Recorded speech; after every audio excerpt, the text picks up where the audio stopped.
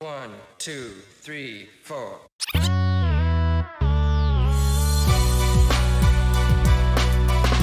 you miss me? Oh yeah. It's your boy Ro J. Thank you. Sounds so good, don't it, people? DJ Prime Time 256. DJ Prime Time 256. Let's get it. Let go.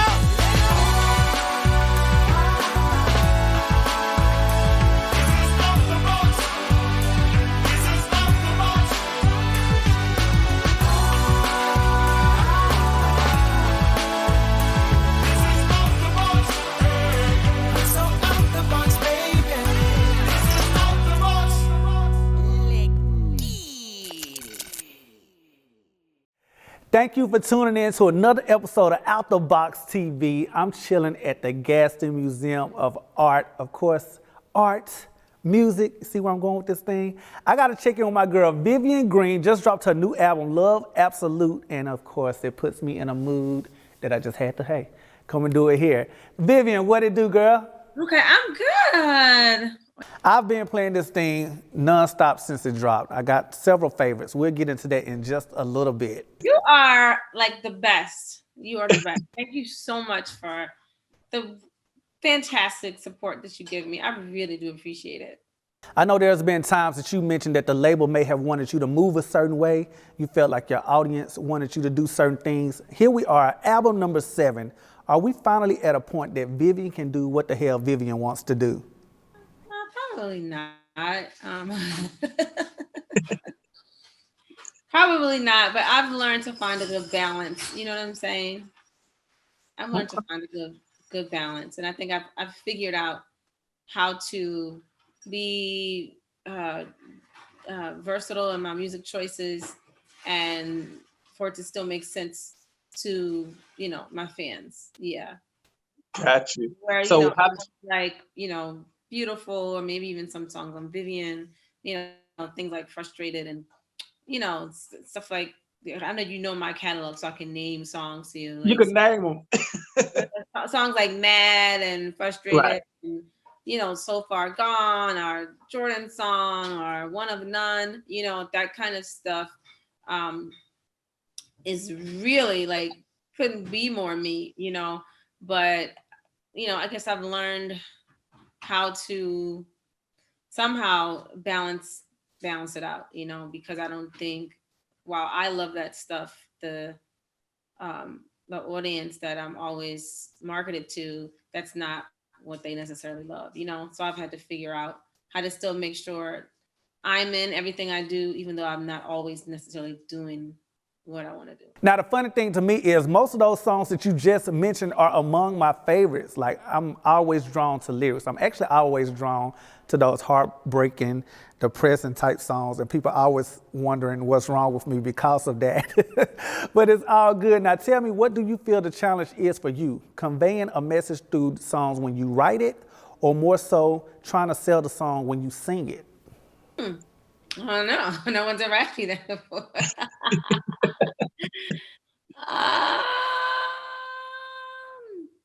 I think it's both. I think it's 50-50, honestly. Yeah. It's, especially because that I do not like the delivery of most of the songs. The vast majority of the songs on my first album. So I am very, very particular about my delivery of songs and, making it as perfect as it can be. Yeah, that's important to me.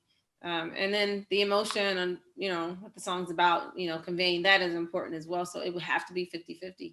Now, what was your mindset going into this particular album that may have been different from the first 6?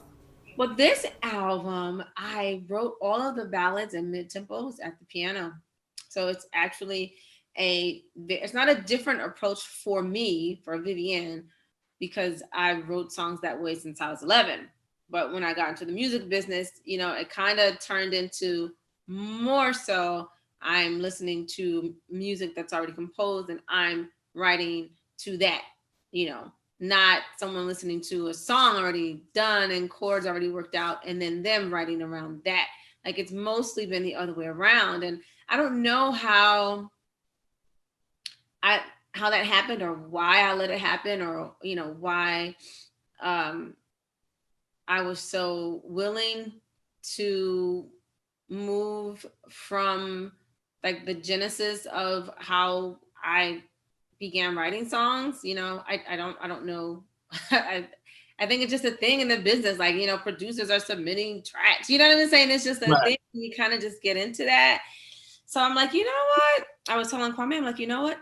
I've never made a point to write, basically a whole album with the exception of the up tempos, this way. And I don't know why I've never done that. So I want to make a point to do that this time. So we talked about it, and yeah, so that's every mid and slow song was me first, and then Kwame wrote around it. Yeah, it taps into you just my creativity by myself, like just organically. What am I coming up with in my head first, not based on what someone else already did. There's something, I don't know, there's a certain magic that happens there, I think, when you do that. Now, of course, because I've been following you for so long, I know that you worked with your man Kwame for these past few albums, and he's actually brought out a side to you that your audience may not be used to, like the fun side, the up tempos, the energy, all of that we were not used to seeing on the first part of your journey. Now that we're here in the second act, I'm going to call it the second chapter, tell me, how do you feel Kwame has brought a brighter side to your artistry? Oh, it totally has. It really, really has. Kwame is really talented. He has a knack for things like that. He has a knack for that people are going to react to something or to a song. Like he just knows. I don't have that. I think, how do I explain it? We balance each other out in a fantastic way musically, because when I'm writing, I'm probably writing for myself. You know what I'm saying? Mm-hmm. And he always reminds me that no, you have an audience that you have to think about when you write as well. You're not just writing for yourself, and right. He's really great at allowing me to see that and showing me how he approach. I think he approaches all of his music that way. Will people like this? That's what he's always like. That's where he's from out the gate. That's where he is, and I think it's great for someone like me who really just likes to go off of how I feel personally. Right. To have someone balance me out that way, because it is a business and you do have to figure out how to make people like what you're doing. So it's been a really fantastic balance. It's been fun to go to clubs and have a whole, room full of people screaming the lyrics to Get Right Back to My Baby, like that never happened before. I never had up tempos. And so I never got the club work because my songs were never played in a club until 2015. Okay, so we got to make note that your signature song is Emotional Roller Coaster, but I feel that you have songs that are just as big as those. Gotta Go, Gotta Leave, Get Right Back to My Baby. There's several songs. I can name at least 5 strong ones for sure. But is there any particular song that you feel that you connected to more that you've dropped as a single? I don't know. Honestly, singles are never my favorite records. Okay. And you see, I've been naming my favorite records for the past month or so now. It's never a single that I'm naming. Right. It's rare that the single is something that's like, that's my baby. Like, it's like, probably. Yeah. Not. Man, but that's how it usually is. I feel like that the reason that you connect so well is because you are speaking from a real place. And I know that it kind of frustrates you just a little bit because you always have to do songs that you feel that everybody knows rather than the ones that you love more than the ones that you released. Yeah, but I am unselfish with it because if you go through my list that I've been making, I rarely sing any of those songs in my show. But does that frustrate you though? Because I know you want to do songs that you love, but you got to get on stage and be like, I got to do these songs that I feel like y'all actually know. Yeah, I know. I have to sing the ones that or that are your faves, and I'm okay with that. The compromise is totally fine with me, but it's fun to share, with the fans on a personal level. These are actually my faves, you guys. I think it's important that fans know how we feel about our own music, you know. So Mhm. I wanted to. I was thinking of like, what can I do creative? Because I'm always like, I'm always uh, uh, looking for something to post that I feel like is not too compromising. Because you know I'm Mhm. very private and I don't share my personal life like that on Instagram. Right. So I'm like, what can I do? So I came up with that. Like, oh, maybe I'll just, list my faves from each album leading up to the release of this album and just kind of be honest with everyone about how they were created, what they were about, and see how that works. So I think people have been appreciating it. And it's been fun for me too, again, to let people know, like, these are my faves. It's all good because we share most of the same favorites, so I'm not even mad about that. Vivian, I do appreciate you for continuing to do this thing. I know you do it for the love of music, and I'm going to continue to ride with you for as long as you decide you're going to take this journey and probably still go a little further along once you decide to stop. And I love you for it. I really, really do. I really do. And I love you back. You know I'm going to keep blowing your page up, letting you know which songs are my favorite that particular day, right? I really love it. And I never, I'm really hard on myself. You know that. So Right. I rarely say, that. Like I've never listened to an album this much. I listen to it like all the time. Like usually when I'm done with an album, that's kind of it for me. Like I'm done. I'm on to the next one. But I Right. listen to it because I really love this body of work that we've done. I just love it. It's just the best thing that we've done to date. Like we really hit the bullseye this time. I think so anyway. So. Listen, guys, go out, stream, get your copy of my girl Vivian Green's new album, Love Absolute, available now. Vivian, thanks for your time as always. I'll check in with you later, all right? All right, love you, bye.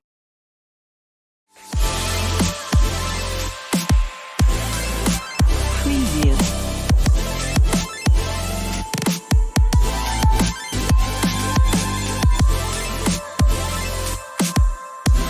Preview.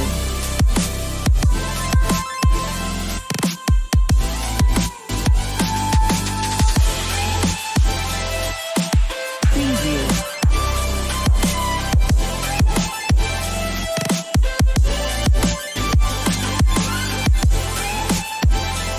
Preview.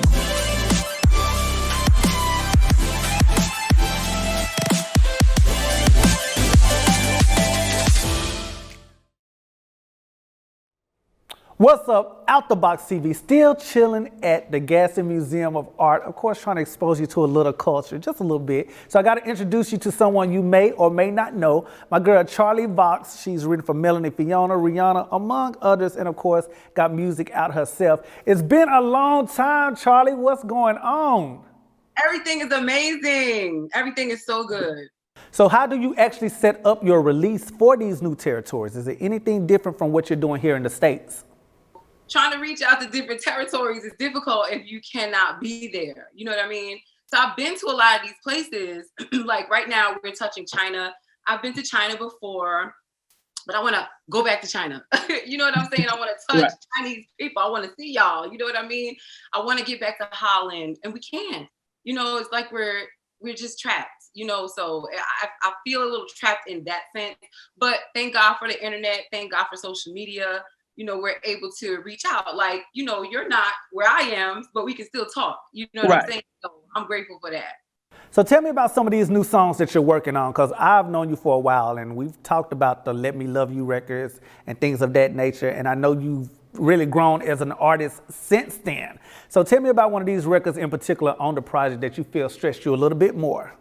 So I have a song actually that's coming out in a few weeks called, oh my goodness.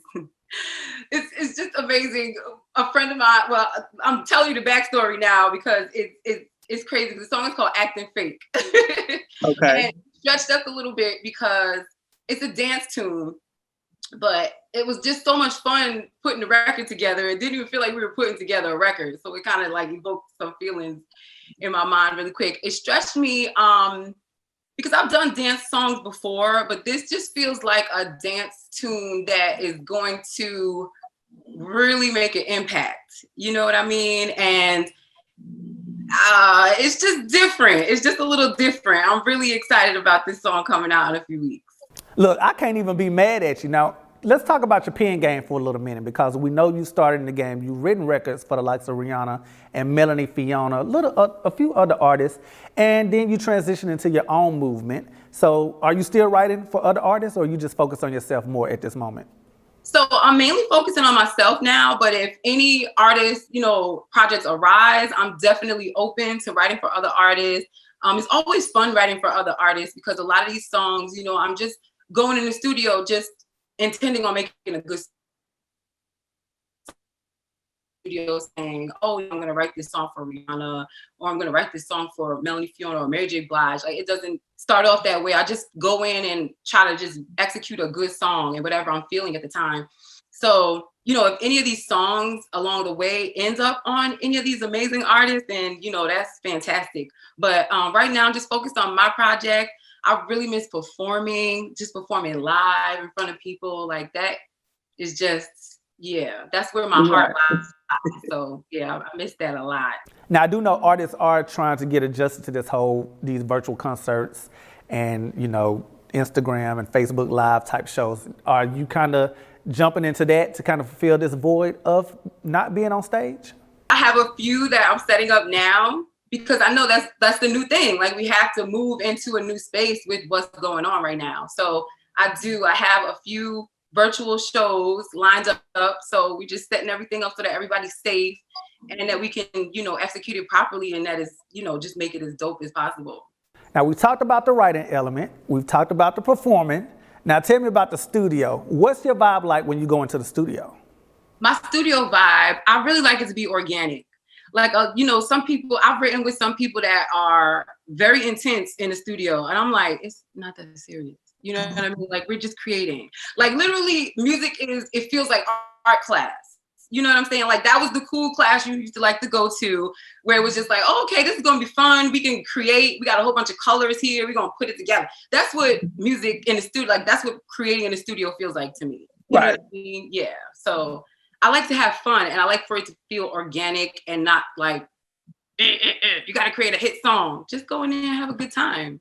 Now, I know you were already active on your social media before the pandemic hit, but now it's a little more necessary as far as connecting with your fans. How has the use of social media enhanced that connection? So during this time, actually, it's pretty cool because, talking about the whole international aspect, I've been able to, reach out to a lot of these other territories that, all before we weren't really thinking about. Like, I think the last time we spoke, Instagram wasn't really popping like it is now. You know what I mean? So where people are like posting pictures and, pictures and video, a lot more people are able to see, our content and our material. So, I'm really taking advantage of that. And I'm grateful for social media right now because, like I said, like, we can't get out and touch one another. So this is good. But did you ever realize how important that was? Like, I'm a real hands-on person, so I'm always hugging people, dapping people up, and I didn't realize until sometime into the social distancing thing that I was really missing that. So, I mean, it's something we got to get used to, and since we can't really congregate at these shows and different things like that, like, it's just weird. I think our generation, the people that are here alive on earth right now, like, nobody's ever seen anything like this. Even the eldest of our elders, I've heard people say, even in my time, I've never seen anything like this. So I don't think things will ever go back to the way they were. But like you're saying, like, we're just going to move in a different direction. We're going to learn how to navigate like this, talk to one another like this. But we saw this coming because cartoons like the Jetsons, they were talking to people just like this way before that. We were like, when are flying cars going to happen? When is that? I guess that's the next thing. Like, that's coming soon. Right. So how do we get a hold of this project? Are we going to have to wait a little bit longer before it hits the States? So very soon, January, I'll be dropping an EP, and I'm saying that today, and that is going to happen. I don't have a date in particular just yet, but it's definitely happening. There'll be a few songs on there that I've been dying to release. A couple of new songs that I'm working on right now. So yeah, look out for that. I also have the single Acting Fate coming out. Heal is being re-released on such a beautiful date, November 11th, which I definitely feel that, the world needs. So it's been released here in the States, like, hey guys, I released this song, but it's going to be released worldwide. So yeah, I got some music coming out in the next couple of months, but I'm really excited about my EP in January. Well, of course, we're going to be on the lookout for it. Charlie, thanks again for checking in with me and Out the Box. If you guys need more information on my girl, you can head to the website, of course, outtheboxtv.com. Charlie, I'll speak with you soon.